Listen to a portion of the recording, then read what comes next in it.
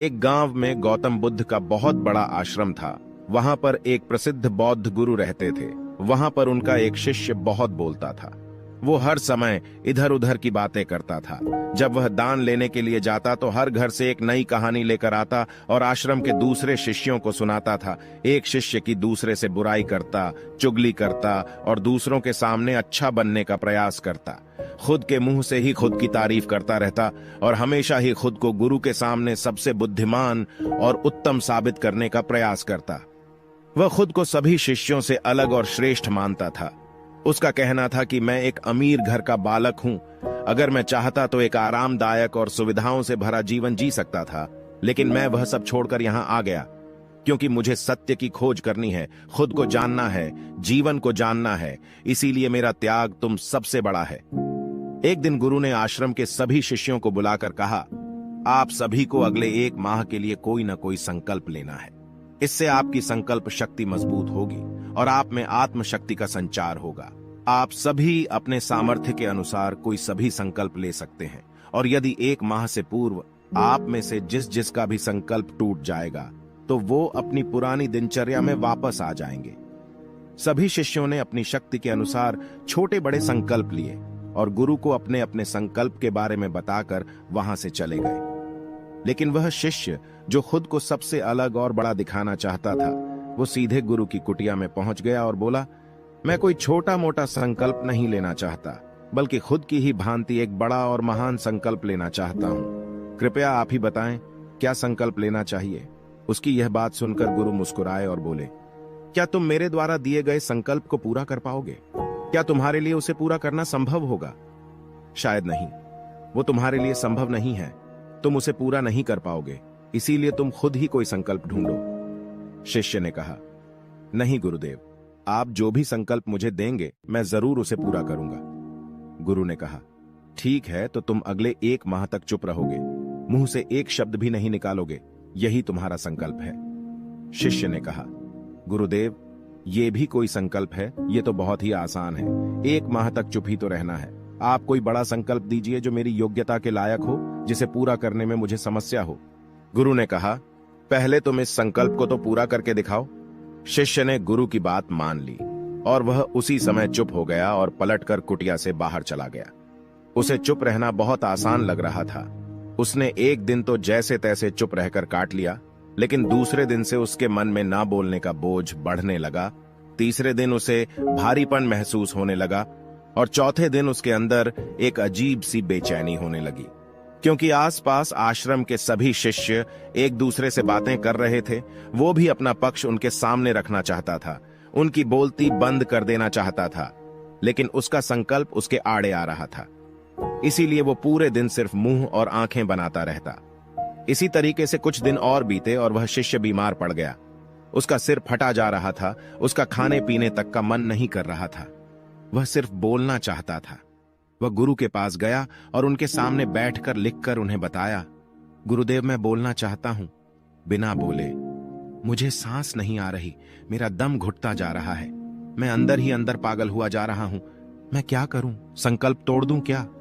यह पढ़कर गुरु मुस्कुराए और बोले, संकल्प तो तोड़ने के लिए ही होते हैं, लेकिन जो अपने संकल्प को पूरा कर लेता है वही अपनी आंतरिक शक्ति को बढ़ाता है, और जो अपनी आंतरिक शक्ति को बढ़ा लेता है वो समझ और जागृति की राह पर आगे बढ़ जाता है। संकल्प का लेना भी तुम्हारे हाथ में था और इसे तोड़ना भी तुम्हारे ही हाथ में है। तुम्हारे बहुत से भाई अपने संकल्प को तोड़कर अपनी पुरानी दिनचर्या पर वापस आ चुके हैं। अगर तुमसे नहीं हो पा रहा तो तुम भी संकल्प तोड़ कर अपनी पुरानी दिनचर्या पर वापस जा सकते हो। लेकिन याद रहे, अगर आज तुम इस छोटे से संकल्प को नहीं संभाल पा रहे तो तुम अपनी बाकी की पूरी जिंदगी को कैसे संभाल सकोगे? बाकी फैसला पूरी तरह से तुम्हारे हाथों में है। गुरु की यह बात उस शिष्य के दिल में चोट कर गई। वह बिना कुछ बोले वहां से वापस चला गया और खुद को अपनी कुटिया में बंद कर लिया। वह केवल अपने जरूरी कामों के लिए ही कुटिया से बाहर निकलता, बाकी सारे समय कुटिया के अंदर ही बैठा रहता। 15 दिन बीत चुके थे और आश्रम के लगभग सभी शिष्यों का संकल्प अब तक टूट चुका था, लेकिन उसका संकल्प अभी भी जारी था। संकल्प लेने के बाद से अब तक उसने एक शब्द भी ना बोला था। सारा आश्रम हैरान था कि इतना बोलने वाला इंसान चुप कैसे हो गया। 15 दिन बीतने के बाद वह दोबारा अपने गुरु के पास गया और लिखकर बताया है, गुरुदेव, मैं बाहर से तो चुप हूं, लेकिन मेरे भीतर बहुत सी आवाजें हैं, बहुत सी चीख पुकार और शिकायतें हैं। मैं अंदर ही अंदर बात करता रहता हूं। मेरा मन तरह तरह के प्रश्न पूछता रहता है। मैं बाहर से जितना मौन हूं, भीतर से उतने ही शोर शराबे से भरा हुआ हूं। क्या इस तरह से मेरा संकल्प अभी भी जारी है? गुरु ने कहा, हां, तुम्हारा संकल्प अभी भी जारी है, लेकिन जब तक लोगों की ये आवाजें तुम्हारे कानों में पड़ती रहेंगी, तुम्हारा मन बोलता रहेगा, क्योंकि इसे तो आदत है बोलने की। तुम भले ही बाहर से चुप रहो, लेकिन तुम अंदर ही अंदर बोलते रहोगे। तुम्हें इन बातों से, इन आवाजों से दूर जाना पड़ेगा। शिष्य गुरु को प्रणाम कर वहां से चला जाता है और सुबह होते ही अपनी कुटिया छोड़कर जंगल की तरफ चला जाता है। कई दिन बीत जाते हैं, संकल्प का समय भी पूरा हो जाता है, लेकिन शिष्य लौटकर नहीं आया। आश्रम में सभी को डर था कि कहीं जंगली जानवरों ने उसे खाना लिया हो। इस बीच उसे ढूंढने की बहुत कोशिश की गई, लेकिन वह कहीं नहीं मिला। सभी गुरु भाइयों ने मान लिया था कि जंगली जानवरों ने उसे अपना शिकार बना लिया है, लेकिन गुरु को ऐसा नहीं लगता था। एक दिन आश्रम का एक अन्य शिष्य गुरु के पास आया और बोला, गुरुदेव, हमारे उस अधिक बोलने वाले भाई के साथ क्या हुआ होगा? क्या जानवरों ने उसे मार दिया होगा? गुरु ने कहा, हो सकता है कि जानवरों ने उसे अपना शिकार बना लिया हो, लेकिन उसके न लौटने की एक दूसरी वजह भी हो सकती है। शायद उसे वो मिल गया है जिसके लिए वह गया था। फिर शिष्य ने पूछा, गुरुदेव, क्या ज्यादा बोलना इतना हानिकारक होता है? गुरु ने कहा, इंसान के जीवन के बहुत सारे दुखों में से एक दुख ये भी है कि वो कभी चुप नहीं रह सकता। हमेशा कुछ ना कुछ बोलता ही रहता है। सिर्फ हमारे बोलने के कारण हमारे आधे से ज्यादा दुख पैदा होते हैं। परिवार के अधिकतर झगड़ों की वजह हमारा बेमतलब बोलना ही होता है। हम में से कोई भी चुप नहीं रहना चाहता। हम बस सामने वाले को सुना देना चाहते हैं। जो भी हमारे मन में है, सब निकालकर उसके मन में बैठा देना चाहते हैं। उसे समझा देना चाहते हैं कि देख, तू गलत है और मैं सही, और इस तरीके से सब एक दूसरे की सड़ी गली बातों को ग्रहण कर रहे हैं। इस तरीके से सुनने और सुनाने का यह काम जिंदगी भर चलता रहता है, लेकिन इस नासमझी में हम अपना समय, अपना जीवन, अपनी समझ और सबसे महत्वपूर्ण वो कीमती पल जो जिए जा सकते हैं, जिनको अनुभव किया जा सकता है, जिनमें आनंद को प्राप्त किया जा सकता है, ये सब खो देते हैं। लेकिन इसके बदले हमें मिलता क्या है? कुछ नहीं, सब व्यर्थ और बर्बाद हो जाता है। इस पागलपन में हमने क्या खो दिया, इसका एहसास केवल कुछ ही लोगों को हो पाता है। बाकी लोग जैसे उन्हें अपने आने का पता नहीं, वैसे ही उन्हें अपने जाने का भी पता नहीं चल पाता। शिष्य ने कहा, तो फिर इसका समाधान क्या है? गुरु ने कहा, पूरी जागरूकता के साथ अपने विचारों को देखना यही एकमात्र तरीका है। सारी मानसिक समस्याओं का वर्तमान में रहकर चिंतन करना, पूरी जागरूकता के साथ अपना काम करना जिंदगी में चमत्कारिक बदलाव ला देता है। उसके बाद वह शिष्य गुरु से अपने प्रश्नों का उत्तर पाकर उनको प्रणाम करके वहां से चला गया। उस शिष्य को आश्रम छोड़कर गए हुए 3 महीने का समय बीत चुका था, लेकिन उसकी कोई खबर ना थी। अब तक तो सभी गुरु भाइयों ने भी उसके वापस लौटने की उम्मीद छोड़ दी थी, लेकिन एक दिन वो आश्रम लौट आता है। उसे देखकर सभी के आश्चर्य और खुशी का ठिकाना न रहा, लेकिन अब वो नहीं था जो यहां से गया था। वो कुछ और ही बनकर वापस आया था। उसके अंदर एक गजब का बदलाव महसूस किया जा सकता था। उसके चेहरे पर एक गजब का ठहराव और आंखों में बड़ी शांति थी। आश्रम में आते ही सभी गुरु भाइयों ने उसे चारों तरफ से घेर लिया और बातें करने लग गए। वह भी अपने गुरु भाइयों से बातें करने लगा। उससे बात करने वाले सभी ने यह अनुभव किया कि अब वे पहले जैसा उतावला और बातूनी नहीं रह गया था।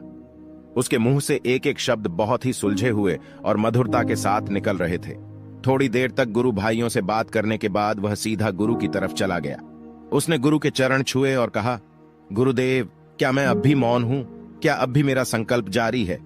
गुरु ने कुछ देर तक शिष्य की आंखों में बड़े ध्यान से देखा और कहा, हां, तुम अब भी मौन हो। तुम्हारे मुंह से एक भी शब्द निकल नहीं रहा और तुम्हारा संकल्प अभी भी जारी है। शिष्य ने कहा, गुरुदेव, जब मैं आश्रम से गया तो मैं मुंह से तो चुप था, लेकिन मेरे अंदर बहुत सी आवाजें थीं। मन में बहुत से प्रश्न थे और वो बंद नहीं हो रहे थे, तो मैं जंगल में चला गया, इस उम्मीद से कि वह मुझे शांति मिलेगी और मेरे मन की बकबक कम हो जाएगी। लेकिन मैं जितना एकांत में जाता गया, मेरे अंदर की आवाज उतनी ही तेज होती गई। मेरे भीतर की पुरानी से पुरानी आवाज मुझे सुनाई देने लगी। तब जाकर मैंने महसूस किया कि मैं कितना गलत कर रहा था। जब मैं अपने परिवार वालों, दोस्तों को और गुरु भाइयों को बुरा भला कहता था, तो उस समय मुझे लगता था कि मैं सही कह रहा हूं। जब मैं गुरु भाइयों की एक दूसरे से चुगली करता हूं और उनका मजाक बनाता, तब भी मुझे यही लगता था कि मैं उनसे बेहतर हूं और मैं सही कर रहा हूं। लेकिन उस दिन मैंने पहली बार महसूस किया कि मैं कितना गलत बोलता था। काफी दिनों तक ये आवाजें, ये शिकायतें मेरे अंदर चलती रहीं, लेकिन धीरे धीरे करके एक दिन ये सारी आवाजें मेरे अंदर से समाप्त हो गईं। अब मैं भीतर से भी मौन हो गया।